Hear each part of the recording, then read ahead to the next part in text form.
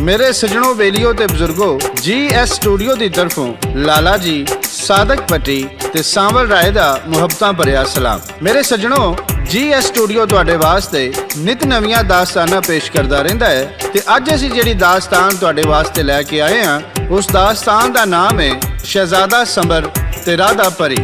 इस दास्तान की फरमाइश करते ने निके दौलताने तू बाबा मुनीर, राणा तुफैल खां, मिस्री अल्लाह दिता, हैड मराला तू शरीफ चीमा, काले वाले चीमे तू जकाउला चीमा, सैप्रस तू आमर चीमा, 428 6R तू मुजम्मल हुसैन रहमानी होटल वाला, लियाकत रहमानी नंबरदार, रावलपिंडी तू राणा जाफर, साहिवाल तू कासम अली, साकब अली, चढ़ते पंजाब तू बिट्टू लहरी, कैनेडा तू बिल्लू शाह, रावलपिंडी तू आहद सदीकी ते समसा ढड्डा बेगपुर तू वारिस अली।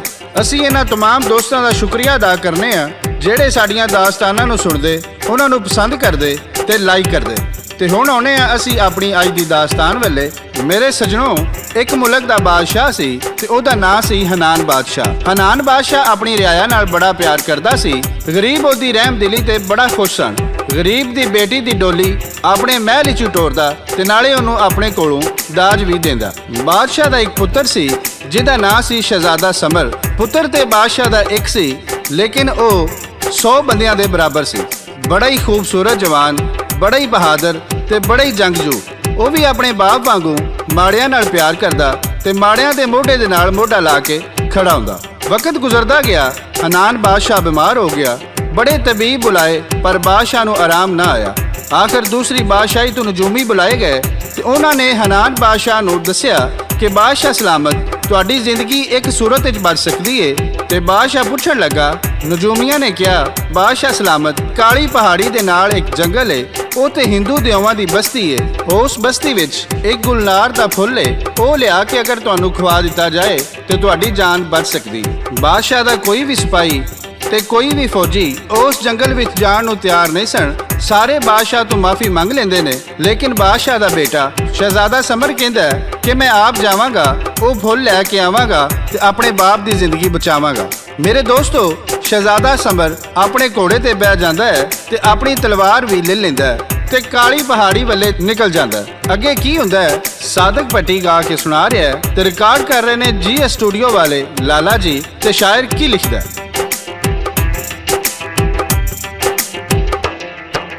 ਸਮਰ ਸ਼ਹਿਜ਼ਾਦਾ ਘੋੜੀ ਬਹਿ ਕੇ ਜੰਗਲਾਂ ਵੱਲ ਟੁਰ ਜਾਂਦਾ।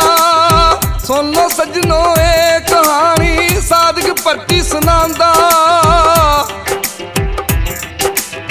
ਉਹਨਾਂ ਜੰਗਲਾਂ ਵੱਲ ਜੋ ਜਾਂਦਾ ਘਰ ਕਦੀ ਨਾ ਮੁੜਿਆ। ਸ਼ਹਿਜ਼ਾਦਾ ਆਪਣੇ ਬਾਪ ਦੀ ਖਾਤਰ ਮੌਤ ਦੇ ਰਸਤੇ ਟੁਰਿਆ।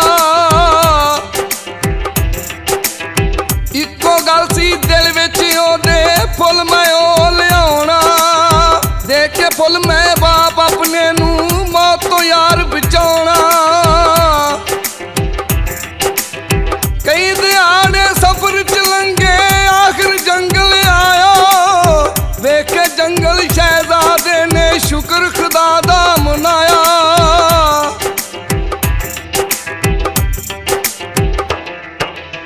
मेरे सजनों बेलियो ते बुजुर्गो, शहजादे ने जंगल विच पहुंच के अपनी घोड़ी एक दरख्त नाल बन दिती ते आप उत्थे नमाज पढ़ी ते नाले शुक्र कीता कि जंगल मिल गया। ते शहजादे नूं उम्मीद लग गई कि हुण ओह फुੱਲ भी मिल जाएगा जिहदे नाल मेरे बाप दी जिंदगी बच जाएगी। मेरे दोस्तों, इन्नी गल होई ते उत्थे अल्लाह दा एक नेक बुजुर्ग आ गया ते उस बुजुर्ग ने शहजादे नूं पुछया कि तू इन्हां दिओवां दी बस्ती दे विच क्यों आया है ते किहड़े काम आया है। शहजादे समर ने उस बुजुर्ग नूं सारी हकीकत दसी ते उस बुजुर्ग ने शहजादे समर नूं अपने सज्जे हत्थ दे विचों अंगूठी उतार के दिती ते नाले उस शहजादे समर नूं कहा कि जदों तेरे ते मुश्किल आवे तू इस अंगूठी नूं सामने कर दई ते अल्लाह ताला तेरी मुश्किल जिहड़ी है वो हल कर देगा। शहजादे समर ने अंगूठी अपने हत्थ दे विच पा लई ते अगे नूं वधिया। शहजादा जदों जंगल विच थोड़ा अगे वधिया ते एक खूबसूरत लड़की ने शहजादे दा रस्ता रोक लिया ते उत्थे ओ लड़की शहजादे नाल गल करदी है ते ओ की गल करदी है सादक पट्टी पेश करदा है ते लाला जी रिकॉर्ड करदे ने।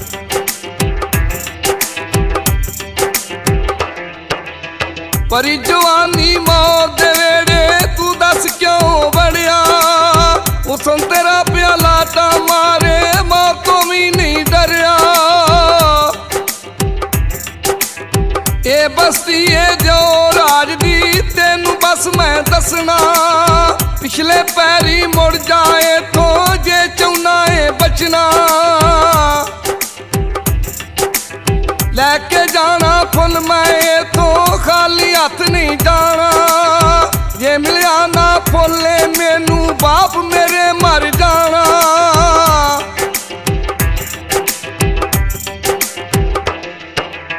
ਮੇਰੇ ਸਜਣੋ, ਬੇਲੀਓ ਤੇ ਬਜ਼ੁਰਗੋ, ਸ਼ਹਿਜ਼ਾਦੇ ਸਮਰ ਨੇ ਲੜਕੀ ਨੂੰ ਪੁੱਛਿਆ ਤੂੰ ਕੌਣ ਏ? ਤੇ ਲੜਕੀ ਨੇ ਦੱਸਿਆ ਮੈਂ ਦੇਵਰਾਜ ਦੀ ਧੀ ਆ ਤੇ ਮੇਰਾ ਨਾਂ ਰਾਧਾ ਹੈ ਤੇ ਜਿਹੜੇ ਫੁੱਲ ਦੀ ਤੈਨੂੰ ਤਲਾਸ਼ ਏ ਉਹ ਸਾਡੇ ਮਹਿਲ ਵਿੱਚ ਏ। ਅਗਰ ਤੂੰ ਉਹ ਫੁੱਲ ਹਾਸਲ ਕਰਨਾ ਚਾਹਨਾ ਹੈ ਤੇ ਤੈਨੂੰ ਮੇਰੀ ਇੱਕ ਸ਼ਰਤ ਮੰਨਣੀ ਪਵੇਗੀ। ਸ਼ਹਿਜ਼ਾਦੇ ਨੇ ਆਖਿਆ ਮੈਂ ਤੇਰੀ ਸ਼ਰਤ ਮੰਨਾਂਗਾ, ਪਰ ਉਹ ਫੁੱਲ ਮੈਨੂੰ ਲਾਜ਼ਮੀ ਚਾਹੀਦਾ ਹੈ ਜਿਹਦੇ ਨਾਲ ਮੈਂ ਆਪਣੇ ਬਾਪ ਦੀ ਜ਼ਿੰਦਗੀ ਬਚਾਣੀ। ਰਾਧਾ ਨੇ ਸ਼ਹਿਜ਼ਾਦੇ ਸਮਰ ਨੂੰ ਕਿਹਾ ਕਿ ਮੇਰੇ ਬਾਪ ਦੇਵਰਾਜ ਨੇ ਮੇਰੀ ਸ਼ਾਦੀ ਕਬੀਲੇ ਦੇ ਦੂਸਰੇ ਸਰਦਾਰ ਦਿਓ ਨਾਲ ਤੈਅ ਕਰ ਦਿੱਤੀ ਏ ਤੇ ਮੈਨੂੰ ਉਹ ਪਸੰਦ ਨਹੀਂ। ਅਗਰ ਤੂੰ ਉਸ ਦਿਓ ਦਾ ਸਿਰ ਲਾ ਦੇ ਤੇ ਮੈਂ ਤੈਨੂੰ ਉਹ ਫੁੱਲ ਲਿਆ ਦਿਆਂਗੀ।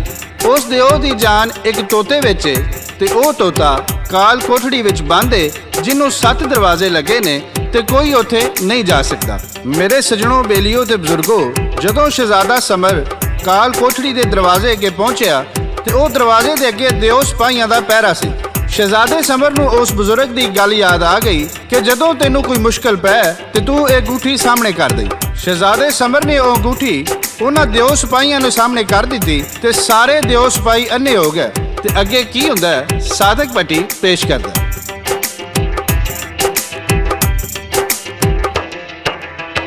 ਅੱਧੀ ਰਾਤੀ ਸਮਰ ਸ਼ਹਿਜ਼ਾਦਾ ਜੋ ਦੇ ਮਹਿਲ ਚ ਬਣਿਆ। ਮਹਿਲ ਦੇ ਅੱਗੇ ਖੜੇ ਸਿਪਾਹੀਆਂ ਨਾਲ ਸ਼ਹਿਜ਼ਾਦਾ ਲੜਿਆ। ਬਾਹਰ ਖਲੋਤੇ ਦਿਓ ਸਿਪਾਹੀ ਸ਼ਹਿਜ਼ਾਦੇ ਚਾ ਮਾਰੇ।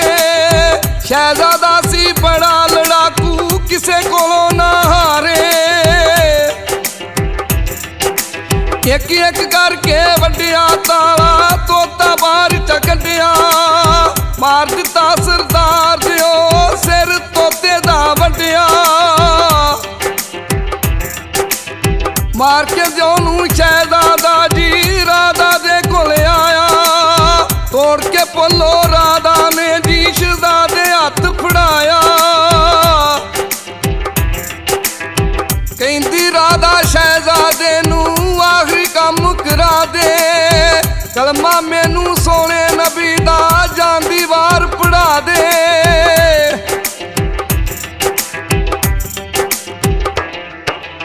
ਮੇਰੇ ਦੋਸਤੋ, ਬਜ਼ੁਰਗੋ ਤੇ ਬੇਲੀਓ, ਸ਼ਹਿਜ਼ਾਦੇ ਸਮਰ ਨੇ ਰਾਧਾ ਨੂੰ ਵਜ਼ੂ ਕਰਵਾ ਕੇ ਕਲਮਾ ਪਾਕ ਪੜਾਇਆ ਤੇ ਰਾਧਾ ਦਾ ਨਾਮ ਬਦਲ ਕੇ ਹੁਸਨਾ ਪਰੀ ਰੱਖ ਦਿੱਤਾ ਤੇ ਫੁੱਲ ਲੈ ਕੇ ਵਾਪਸ ਜਾਣ ਲੱਗਾ ਤੇ ਹੁਸਨਾ ਪਰੀ ਨੇ ਉਹਦਾ ਹੱਥ ਫੜ ਲਿਆ ਤੇ ਉਹਨੂੰ ਕਿਹਾ ਕਿ ਇੱਥੇ ਸਾਰੇ ਹਿੰਦੂ ਨੇ ਤੇ ਇਹਨਾਂ ਨੇ ਮੈਨੂੰ ਕਬੂਲ ਨਹੀਂ ਕਰਨਾ, ਲਿਹਾਜ਼ਾ ਤੂੰ ਮੈਨੂੰ ਆਪਣੇ ਨਾਲ ਲੈ ਜਾ, ਮੈਂ ਸਾਰੀ ਉਮਰ ਤੇਰੀ ਬਾਂਦੀ ਬਣ ਕੇ ਰਵਾਂਗੀ।